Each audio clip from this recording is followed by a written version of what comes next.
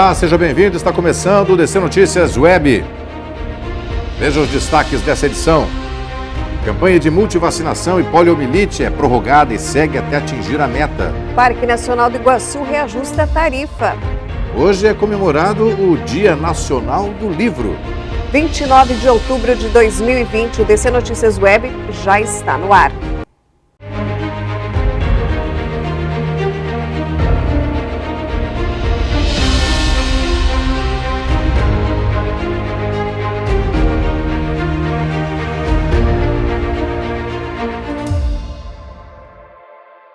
A visita às Cataratas do Iguaçu está mais cara a partir do dia 1º de novembro.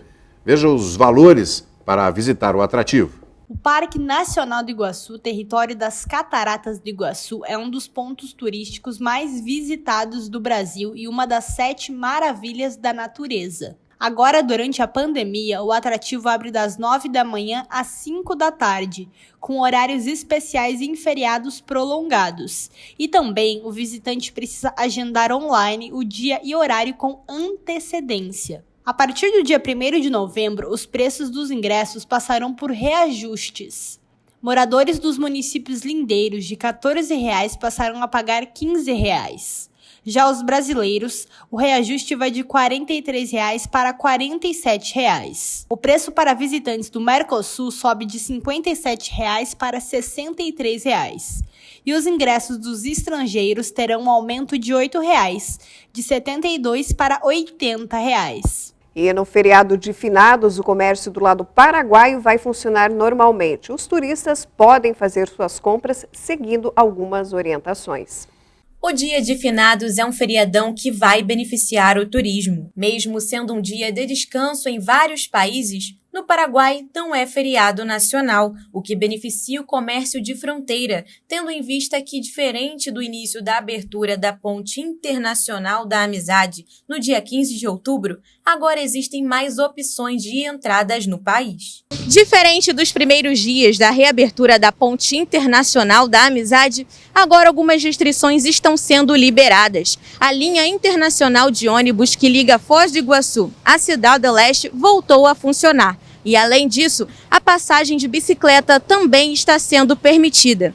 Algumas passagens liberadas são de carro, moto, van, mototáxi, caminhão e bicicleta. Vale quase tudo, menos ir a pé. Mas atenção! O horário permitido aos brasileiros para atravessar ao lado paraguaio é das 5 horas da manhã às 2 horas da tarde. Os visitantes também não podem avançar além de 30 quilômetros a partir da fronteira. O uso de máscaras de proteção é obrigatório, bem como o porte de um documento pessoal, como identidade ou passaporte, em cada galeria. A Campanha Nacional de Multivacinação 2020 e a Campanha Nacional de Vacinação contra a Poliomielite serão prorrogadas em todo o estado do Paraná, devido à baixa adesão e o não alcance da cobertura preconizada em 95%. Em nenhuma das 22 regionais, o Paraná alcançou a meta. A cidade de Foz do Iguaçu contabilizou de 28 de setembro a 29 de outubro 20.906 doses aplicadas. Dessas, apenas 6.969 contra a poliomielite, em crianças de 1 a 4 anos. A cobertura geral na cidade chegou a 43,63%, um dos mais baixos índices já verificados históricos no município, bem abaixo do esperado. E a gente não conseguiu atingir a meta de vacinação, que é 95%, né, das crianças de 1 a 4 anos. Né? A gente tinha uma população aí para vacinar de 15.900 crianças, e a gente não chegou a 7.000 crianças vacinadas, né? Então, nós não atingimos nem 50%. A gente recebeu um ofício da Secretaria de Estado prorrogando essa campanha, então, até os municípios atingirem a meta de 95%. Então, essa campanha ela vai continuar, né? É bem importante que os pais levem, né, seus filhos de 1 a 4 anos. Essa é uma dose que ela tem que ser tomada, mesmo que a criança estiver com o calendário em dia, ela precisa tomar essa dose extra de poliomielite. tá? Essa campanha, então, é uma dose além do que ela já toma na rotina. Mesmo sendo uma doença erradicada no Brasil, não significa que a criança está imune. É preciso se proteger com a vacina. Nós ainda temos 2 países que têm poliomielite e se a gente não manter cobertura vacinal alta, essa doença ela pode voltar, né? A gente viu o que aconteceu com o sarampo. A gente tinha eliminado a doença, as coberturas caíram, né? Que as pessoas às vezes acham que não precisa mais tomar a vacina e a doença ela acaba voltando. Então é bem importante que a gente mantenha não só a vacina da polio, mas todo o calendário em dia. Muitos pais estão com receio, muitas vezes, nesse momento de levar as crianças até a unidade de saúde. Muitas crianças estão com algumas vacinas que ainda não tomaram. Então, é importante que a população se conscientize nesse momento que é preciso estar com a carteirinha em dia. Isso, a gente brinca que tem que estar com a vacinação em dia mesmo na pandemia, e principalmente na pandemia, né? Porque senão a gente vai ver aí nossas crianças com outras doenças que poderiam ter sido evitadas, né? Então, assim, as unidades de saúde, elas estão preparadas, né, com todos os cuidados. Esses pacientes sintomáticos, eles não têm sido atendidos nas unidades de saúde, existe todo um protocolo na entrada de cada unidade de saúde. E a gente sempre pede, né, para a pessoa estar acompanhando só uma pessoa da família, acompanhar quem vai tomar a vacina, e estar usando máscara e os cuidados, né, mantendo o distanciamento de mais de 1 metro das pessoas, e as unidades elas estão preparadas. Então, os pais, as pessoas que precisam se vacinar, elas podem ir com segurança. Nesse momento em que todos os cuidados devem ser redobrados com a saúde, ela faz um alerta para uma vacina da meningite que está disponível na rede pública para os adolescentes. A gente tem uma vacina contra a meningite que entrou no calendário esse ano, que ela protege de 4 tipos de meningite, que é a vacina meningocócica ACWY. E aí a gente precisa que essa população de 11 a 12 anos receba essa vacina. E a gente ainda falta vacinar 8 mil adolescentes nessa faixa etária. Então, os adolescentes também de 11 a 12 anos têm que tomar essa vacina e procurar as unidades de saúde também para estar se vacinando. A Polícia Rodoviária Federal inicia nesta sexta-feira, dia 30, a Operação Finados. A Polícia Rodoviária Federal iniciará a partir da meia-noite do próximo dia 30 de outubro a Operação Finados, que irá intensificar a fiscalização para prevenir a embriaguez ao volante, ultrapassagens proibidas e excesso de velocidade. As equipes também vão verificar o uso de cinto de segurança e de cadeirinha para crianças em carros. De acordo com a PRF, os horários de maior movimento em rodovias federais do Paraná devem ser no final da tarde e início da noite de sexta-feira, na manhã de sábado e na noite de segunda-feira. Veículos de carga com dimensões ou pesos excedentes não poderão transitar em trechos de pista simples nos seguintes horários: sexta-feira, das 4 da tarde às 10 da noite, sábado, das 6 da manhã ao meio-dia e segunda-feira, das 4 da tarde às 10 da noite. Hoje, 29 de outubro, é comemorado o Dia Nacional do Livro. E nós, do DC Notícias Web, preparamos uma reportagem para falar da importância desse hábito na vida das pessoas.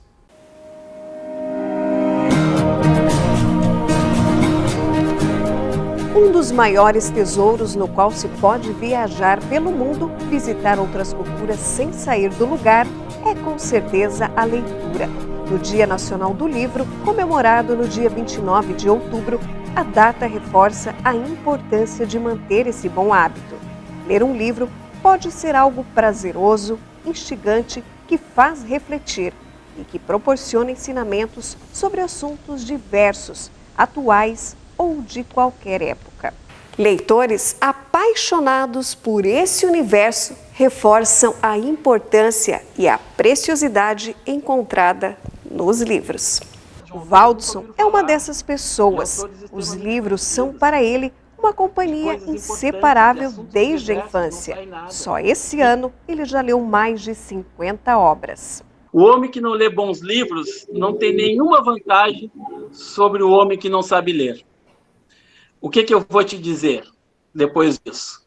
É que essa juventude hoje, infelizmente, não está lendo tanto quanto é necessário.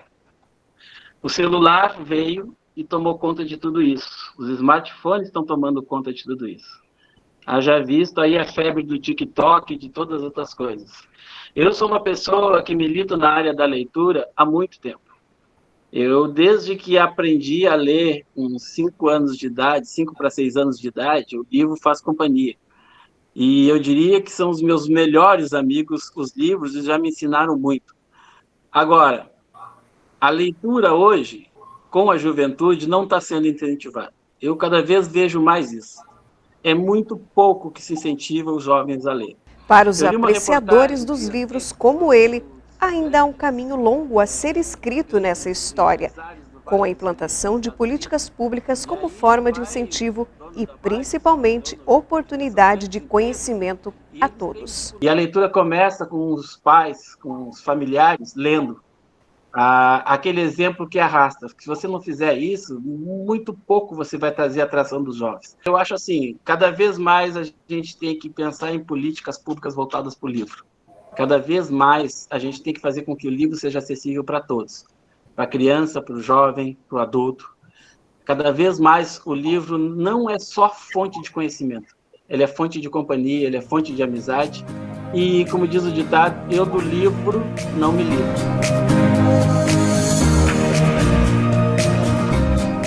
Já estudante de jornalismo Liege Reis, o gosto pela leitura começou com o incentivo da família. Próximo de casa, um projeto social oferecia uma biblioteca comunitária. E foi assim que ela, aos 12 anos, já tinha até carteirinha. Eu alugava os livros, né? Eram emprestados, não tinha custo nenhum, mas a partir ali dos 12 anos até hoje, eu tenho gosto pela leitura por causa daquela biblioteca. Então, lia livros infantis e depois com a escola eu também emprestava outros livros ali, mudando de gêneros, né? E até hoje eu tenho essa aplicação, essa vontade pela leitura sempre. Mas começou com a biblioteca na esquina da minha casa. Para ela, os livros proporcionam conhecimentos e experiências, uma espécie de porto seguro. Acho que a partir da leitura que a gente começa a compreender melhor o que está acontecendo à nossa volta, o nosso contexto social, o que a gente pode contribuir, e no entretenimento, né, ele serve também muito bem. Então, para as crianças, eu acho que o início à leitura com obras que às vezes as pessoas podem achar até que são inúteis, né, mas não são. Aquilo ajuda para que a criança construa ali uma percepção de mundo desde pequenininha e depois ela desenvolva um outro estudo, uma outra aplicação ali, sempre envolvida a leitura, envolvida ao seu contexto, né? E quem tem esses companheiros garante que nunca está só. Eu mesma, sempre no caminho aí para a faculdade, de ônibus, nos almoços, eu sempre ali estava com o livro para poder ali explorar, né? Às vezes descansar um pouco a cabeça do trabalho, alguns estudos da faculdade e poder explorar outras histórias, outros contos, né, histórias de outras pessoas, outras aventuras por aí. A leitura comigo, ela faz parte da minha vida. Como diz um grande autor, o Arthur Schopenhauer, que ele diz que é impossível a gente ter solidão se tem livros junto. E como você pode ver, livro é o que eu mais tenho aqui. Faz companhia de uma certa maneira também. E o DC Notícias Web desta quinta-feira fica por aqui. Nós voltamos amanhã. Você pode acompanhar as nossas publicações em nossas redes sociais oficiais. Obrigada pela sua companhia e até lá. Até lá.